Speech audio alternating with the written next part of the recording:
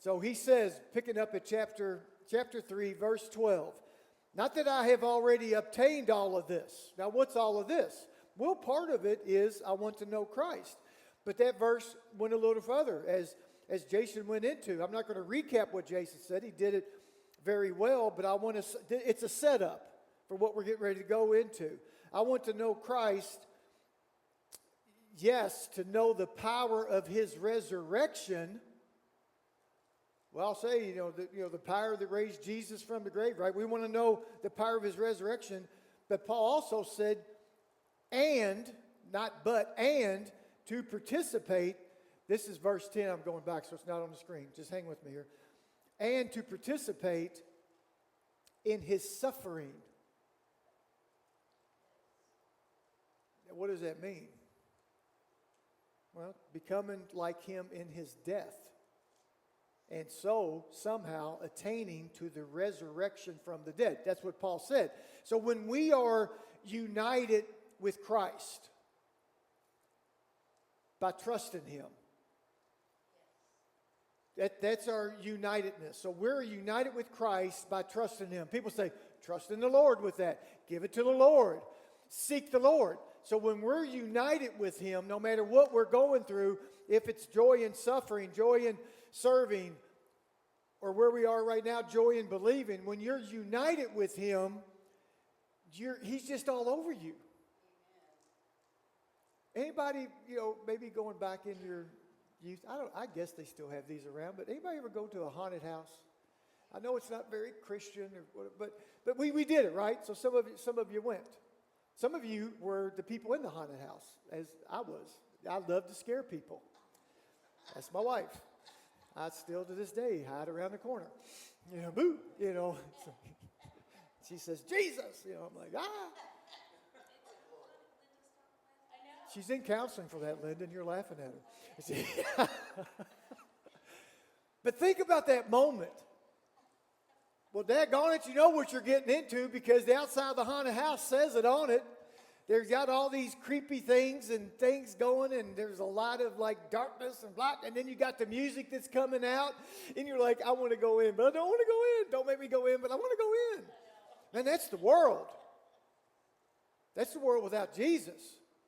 And you're like, well, I want to go in. But you go into it, and unless you're maybe a little off-center, you didn't go by yourself, you went in with somebody else, especially if you're young, right?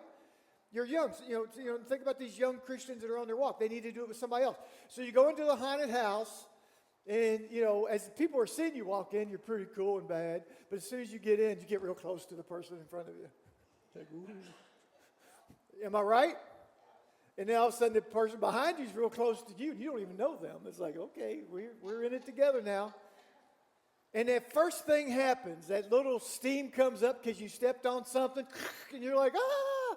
Man, you love everybody around you then because you're just clinging. You're clinging. Why are you clinging? Because you're scared. You want safety. Be honest with you, as a dad, the part, pre-salvation, when I'd take my kids, I liked it because they needed me. And they hung on to me. But as soon as you see the day of light, you make that last turn, the boys were like, oh, I wasn't scared. I'm like, check your pants, Well, I spilt my Coke. Whatever. But united with Jesus through these troubled times, that's who we cling to. Who do you turn to when the crucifixion of the world is coming? We need to turn to him. So when we're united with Christ by trusting him, we experience the power that raised him from the dead, that comfort. Now, the same mighty power will help us live morally renewed, regenerated lives. But before we can walk in the newness of life, we must also die to sin. That's what Paul's talking about. I want to experience the suffering because I want to be cleansed from that sin. we must die to that sin. Just as the resurrection gives us Christ's power to live for Him, His crucifixion marks the death of our old sin, buried in a likeness of His death, buried in a likeness of His crucifixion. We say to that sin when we're baptized.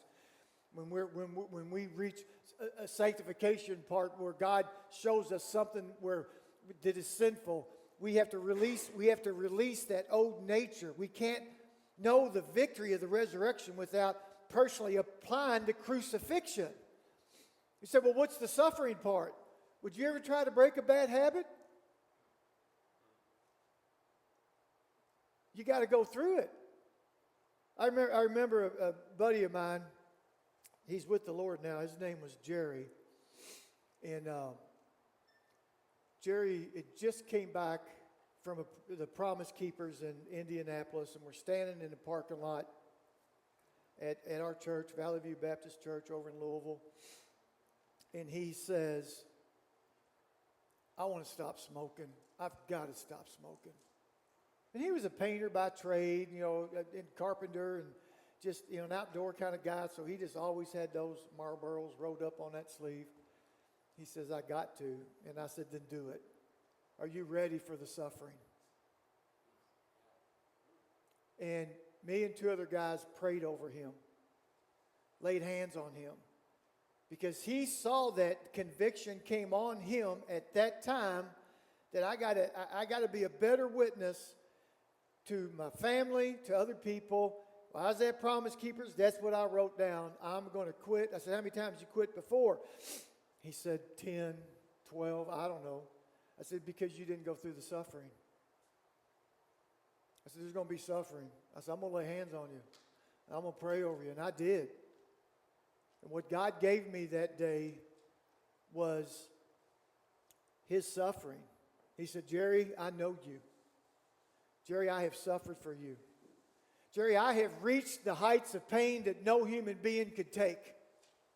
So the pain you're getting ready to go to is minimal, but it's still pain, and I'm with you in that. That was the prayer that the Lord gave me over him. And I said, go through your suffering with joy. And if you do light one of those things up, it's going to taste really, really bad, Jerry. And spoke that into him, and he, 7 days in it, called me. He was actually working. He was helping to revamp this hospital. And he called me and said, oh, Tim, what'd you do, Jerry? He said, I lit one. He said, it was terrible. It was terrible. I said, good, suffer. Suffer, Jerry. That was the last one Jerry ever picked up. He went through the suffering. Now, there's all kind of examples. Again, I'm not beating you up if you're a smoker. I'm just saying conviction came over him. He wanted the life, but he didn't want. That's why he did it 10 to 12 times before. He didn't accept the suffering. Paul says we have to go through things. When there's a newness, when something new is happening, there's going to be a little bit of suffering. Now, he's telling this to a church that he's telling them to change. Watch what he says here. I love this.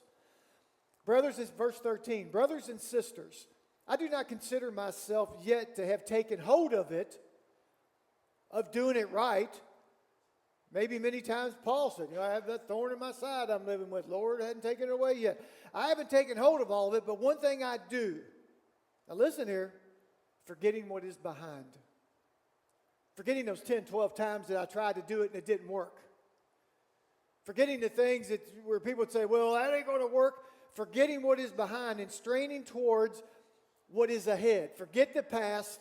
Be focused on Jesus and press on towards the goal to win the prize for which God has called me heavenly for. Now, this is what he's saying. He's saying, forget the past. Stay on track. Stick with the basics that I gave you. The truth, the simplicity of winning the lost and edifying the saved. Don't complicate it. And do evangelism and remember who you are. He's already mentioned heaven. Remember who you are. Now, he's going to go into this to a little deep here and kind of say it again a different way. Listen to verse 14. All of us then who are mature should take such view of things. So we need to show an example of that. Those that are mature Christians need to be doing it so others see you, and then they do it. And if on some point you think differently, that too God will make clear to you. That might sound very peaceful, but it's not always peaceful. God will make it clear to you. May God make it clear to you is what he's saying.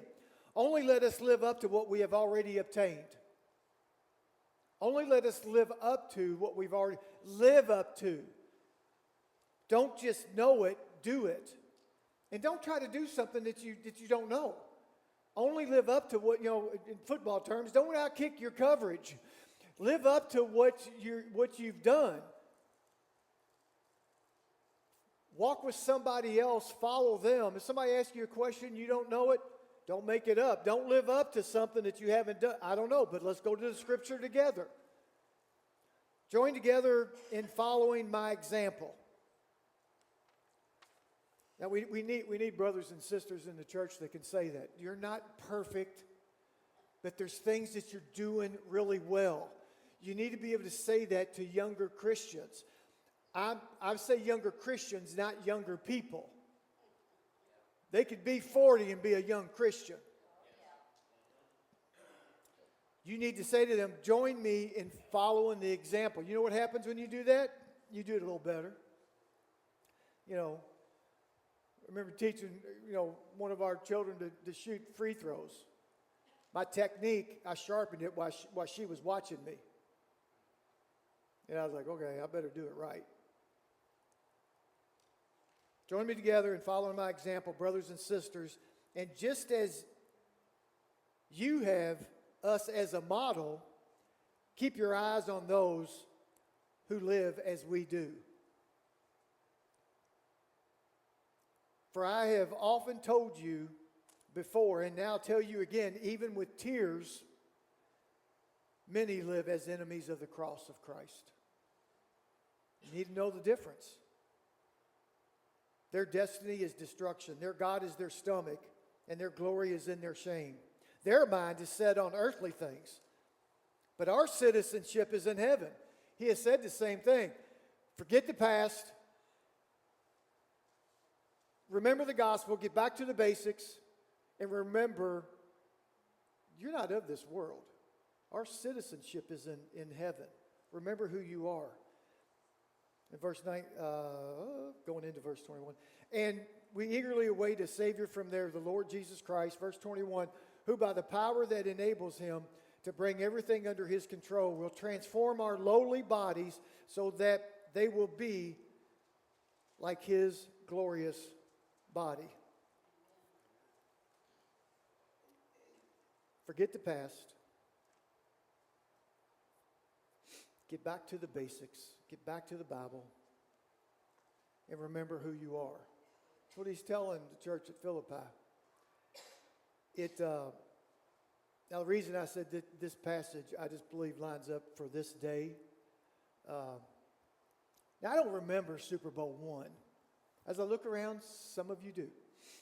A couple of you do, maybe. I won't eyeball you, but, But raise of hands if you know who Paul Hornung is. Paul Hornung. So he went to school in Louisville. Went to Fly J, same place my dad went. Did you go there, Jerry? Same place Jerry went. Fly J High School. My dad was there at the same time. He went on to Notre Dame. And then he went to the Green Bay Packers. We have one cheesehead here. Thank you. Paul hung out at a place in Louisville called Cunningham's, and Cunningham's Restaurant. Cunningham's had moved to 4th Street in the 90s, and I was working for a radio station there. So on Fridays, they called him the Golden Boy. He had these golden locks of hair, and he was running back, and he could throw the ball, and he could do everything. He was just a great running, great professional football player. So he would be sitting in there in the corner at the round table with some of his other cronies, and Some of them that I actually knew, but I didn't know Paul personally. But one day I walk in there, and I think they're sitting in the corner, probably betting on the ponies at either Churchill Downs or somewhere. I don't know. There were some scratch sheets going on and some fish, And so anyway, I'm getting my fish to go, and I walk over there, and one of the guys that's sitting with him was really, really close to my dad, actually cousins with him, and he saw me, and I had several nicknames growing up, but this particular guy called me Little John, based on Robin Hood. It's the way I used to throw bales of hay, Little John, strong. Hey, Little John, come over here. And he said, sit down. Now this is. Now I'm a saved man walking with Christ, have a Bible in my pocket, and I'm ready to, draw it out. He says, sit down here. And he goes, Paul. I said, hey, Paul. He said, who are you? And he goes, that's Davy's boy. Oh, I love Davy. Everybody loved Davy. Everybody loved my dad. And they're sitting there talking, and I said, well, I know a little bit about you, sir. But I got a question. And, of course, it was introduced that this guy, he's now a preacher. So I'm a preacher. So I love when I get introduced like that. Oh, he's a preacher. Because then the table changes. Well, with Paul, nothing changed. Preacher, huh? Yeah, I said, yeah, I'm a preacher. And I said, I love the part when Vince Lombardi at the beginning of every year would take the team out there. I said, it reminds me of Philippians. Because Vince Lombardi, the coach of the Green Bay Packers, they won lots of championships, before that Super Bowl one. That's when the AFL and NFC, that's when the AFC and NFC came together. So both conferences would play each other. That's what started the Super Bowl. But they won a lot before that. Paul actually didn't even play in the first Super Bowl. He was towards the end of his career. I said, but I love what Vince Lombardi does. I'm trying to get the gospel in. So I'm like, pull out the Bible. I go to Philippians. I said, Vince Lombardi got that from the Bible. There's nothing that works in the world that didn't start in the Bible, I told him. He's like, really? Do tell. I said, well, remember what he would do at the first of the year? He would take all y'all out to I said, I saw this special on ESPN. He'd take you out to the football field, and he'd line everybody up, and then he would stand 50-yard line. He'd have the football. He'd say, gentlemen, this is a football.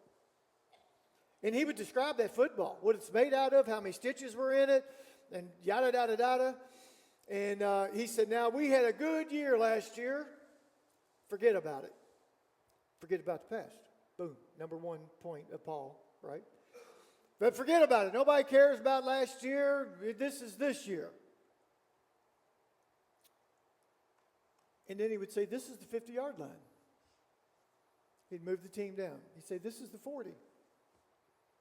This is the 30. This is the 20. 10. Offense, that's where you're trying to get. Defense, that's where you're trying to stop them to go into. I mean, he would go through this whole basics thing. So I'm basically asking Paul, he goes, yeah, he would go through the whole thing. He'd say, forget about the past, get back to the basics, and remember who you are. You're a gosh darn, I don't think he said gosh darn, you're a gosh darn Green Bay Packer, the most feared, blah, blah, blah, blah, blah. So boom, 1, 2, 3, right? I said, I love that. He goes, well, if you love that, let me tell you what happened at halftime of the first Super Bowl. I'm like, oh, this is going to be good. What happened? He said, well, we're playing the Kansas City Chiefs. So that's the poor league. That's the, AFC. We're the national. We're the premier team. We're the champions of the universe. I'm like, okay, well, I know the champion. It's not you. So he goes through it and he says, we're supposed to beat them by, spread was 21 points. We're supposed to beat them by 3 touchdowns. But we go into it, like a daisy. We partied the night before because we're in L.A. We're going to be playing at the Coliseum. And this ragtag team, they didn't even have enough, jerseys that all looked alike, and so we had them. We were going to take care of them. Well, at halftime, they hadn't taken care of them.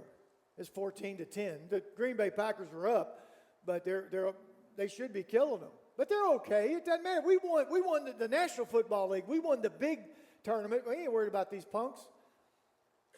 Well, Vince Lombardi had something else to say about it at halftime. And pulled those guys in there And he walked in. This is straight from Paul Horning. He said he walked in. Everybody got quiet. He said, I don't know who you guys are. I don't know who you're trying to impersonate. But this is terrible. I think Paul was, in a way, some of his letters were saying the same things to a couple churches. He's trying to encourage them, but at the same time, he's like, forget about the past. Vince said, forget about the first half. Forget about it. Because I don't know who that was. Get back to the basics. When you block, I want you to block for the full count. I want you to push them backwards when you're blocking. When you run, I want you to run the fastest you ever ran. When you catch the ball, I want you to catch it. What's this stuff trying to catch it with your shoulder pads just bouncing off? And I don't even know what you're doing. But I need you to go back to the basics. And when you tackle with form. This arm tackle and all this stuff. And what's this changing the plays that I'm calling in? No. Forget about the first half. Get back to the basics. We're going to drive it down their throat. And remember who you are. You're the gosh darn Green Bay Packers, the most fierce team in the universe. Now, I don't know what all he added to it. Paul added some flavor for color to it. But he said, one thing he said is, you just don't win. You knock the enemy off his feet. As a Christian, that said something to me. Don't be okay with okay. Push him out of here. Push him out of your house. Push him out of your neighborhood. Push him out of the people that are lost. Go get him and knock him off. Paul said when they left the locker room, they didn't go through the door. They went through the walls of the Colosseum. They literally tore holes in the locker room to get out. And they went out there and hurt Kansas City, the enemy in their mind, so much. They didn't even have enough players to finish the game, but they did with 9 on the field.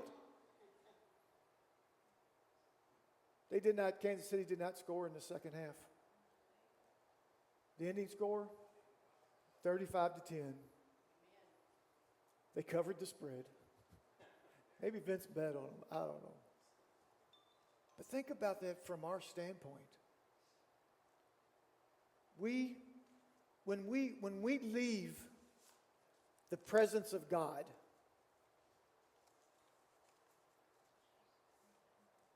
we should be, again, don't try to run through these balls because it'll hurt you. When we go out of that door, I love this saying from one writer that I love reading about. He says, before we think about planning another event, painting another wall, putting together another committee, our people need to be equipped.